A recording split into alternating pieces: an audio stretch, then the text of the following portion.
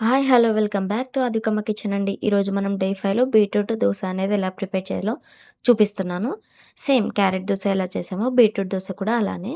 వీటిని మంచిగా ఫైన్‌గా చాప్ చేసుకొని బీట్రూట్‌ని మిక్సీ జార్‌లో యాడ్ చేసుకున్న తర్వాత కొన్ని వాటర్ కూడా యాడ్ చేసుకొని ప్యూరీలాగా మిక్స్ చేసుకుందాము. ఇది దోస బ్యాటర్‌లో మిక్స్ చేసుకొని తర్వాత ఒక దోస పాన్ తీసుకొని వాటిలో 2 గరిటెల పిండిని యాడ్ చేసుకొని మంచిగా బాగా స్ప్రెడ్ చేసుకుందాం.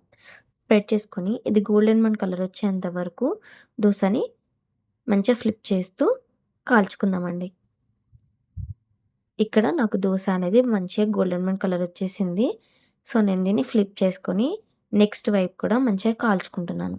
దీన్ని మనం ఏదైనా చట్నీతో ప్రిఫర్ చేసుకోవచ్చండి. అంటే పల్లి చట్నీతో కానీ, లేకపోతే బేసన్‌తో కానీ, లేకపోతే మనం కిసాన్ జామ్‌తో అయితే పిల్లలు చాలా ఇష్టంగా తింటారు.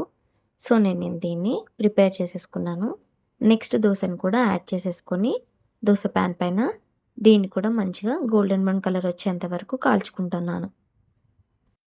బీట్రూట్ అనేది ఎవరు అసలు రెగ్యులర్‌గా కట్ చేసుకొని తినాలంటే తినలేరండి. సో, మనం దీన్ని దోస బ్యాటర్‌లో యాడ్ చేయడం వల్ల పిల్లలు చాలా ఇష్టంగా తింటారు. సో, బీట్రూట్ అనేది మంచిగా గోల్డెన్ బ్రౌన్ కలర్ వచ్చేసిందండి. దీన్ని కూడా ప్లేట్‌లో సర్వ్ చేసుకొని, మనం చట్నీతో అంటే చట్నీతో కానీ, లేకపోతే బేసన్‌తో కూడా సర్వ్ చేసుకోవచ్చు. లేకపోతే మనం కిసాన్ జామ్ ఉంటుంది కదా! కిసాన్ జామ్‌తో కూడా ట్రై చేయండి మీరు. కిసాన్ జామ్ ట్రై చేయడం వల్ల ఏంటిదంటే పిల్లలు చాలా ఇష్టంగా తింటారు కాబట్టి, సో, నేను 2 మెథడ్స్‌లో చూపిచ్చాను. మనం చట్నీతో కాకుండా కిసాన్ జామ్‌తో కూడా పిల్లలకి ఇవ్వొచ్చండి బీట్రూట్ దోస అనేది. డే 6లో వెల్లుల్లి డబుల్ ఎగ్ దోస రెసిపీని చూపిస్తానండి. అలాగే ఛానల్ నచ్చితే లైక్ చేసి సబ్స్క్రైబ్ చేసుకోండి. థ్యాంక్ యూ అండి. Bye bye.